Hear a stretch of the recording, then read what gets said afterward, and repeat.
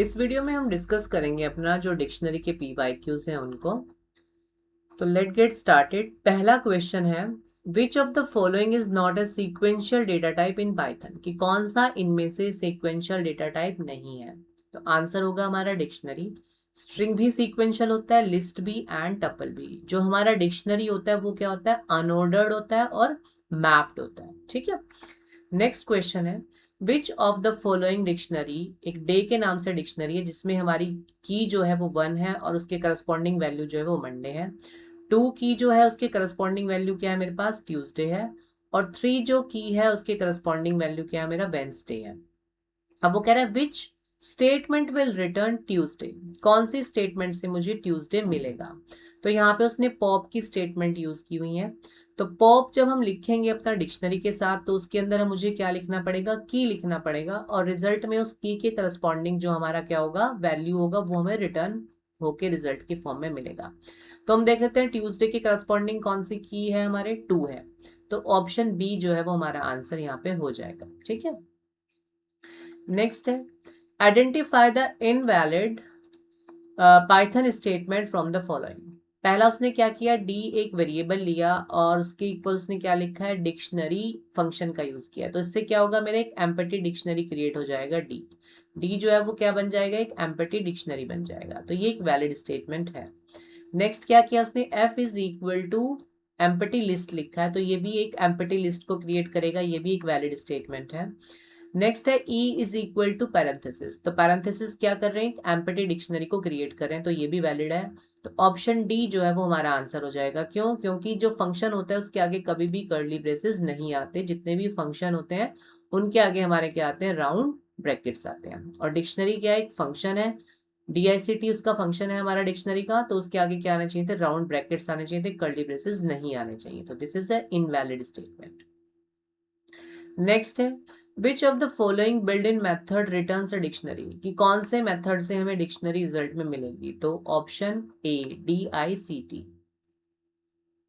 Next है which of the following is a map data type, तो map किस में क्या होता है, हमारा डिक्शनरी में होता है, क्योंकि उसमें कीज जो है वो वैल्यूज के साथ मैप की जाती है। अब देखो अगला क्वेश्चन है, यहाँ पे कह रहा है कि इस कोड का आउटपुट क्या मिलेगा मुझे। तो एक उसने डिक्शनरी लिया है और डिक्शनरी के अंदर नेम जो है वो क्या है, की है, और एलिसिया जो है उसका नेम है। ऐसे ही एज यहाँ पे की है और 27 जो है उसकी वैल्यू है। सिटी की है और दिल्ली उसका वैल्यू है।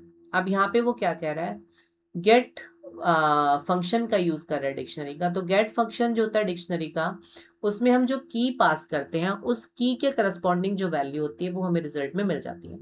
अगर की उसमें कोई ऐसी है जो हमारी डिक्शनरी में एग्जिस्ट नहीं करती और हम उसके अंदर से वो की पास करते हैं, तो उस केस में वो कोई रिजल्ट मुझे शो नहीं करेगा और एरर भी नहीं देगा। ठीक है। पर अगर उस की के साथ मैं कॉमा डाल के कोई एक आर्ग्यूमेंट वहां पे लिख दूं जिसको हम बोलते हैं अपना डिफॉल्ट आर्ग्यूमेंट, ठीक है, अगर हम उसको वहां पे लिख देते हैं तो रिजल्ट में मुझे क्या मिलेगा, जो स्पेसिफाइड मैंने किया अपना डिफॉल्ट वैल्यू, वो मुझे वहां पे रिजल्ट में मिल जाएगी। तो देखो अब मैंने की यहाँ पे क्या लिखा है, प्रोफेशन। तो प्रोफेशन नाम से कोई भी की जो है वो मेरा माई DICT के अंदर एग्जिस्ट नहीं करता, पर उसके साथ मैंने क्या किया, एक डिफॉल्ट वैल्यू लिखा है। ठीक है। तो रिजल्ट में मुझे क्या मिलेगा, डिफॉल्ट वैल्यू। और डिफॉल्ट वैल्यू क्या है मेरा, नॉट स्पेसिफाइड।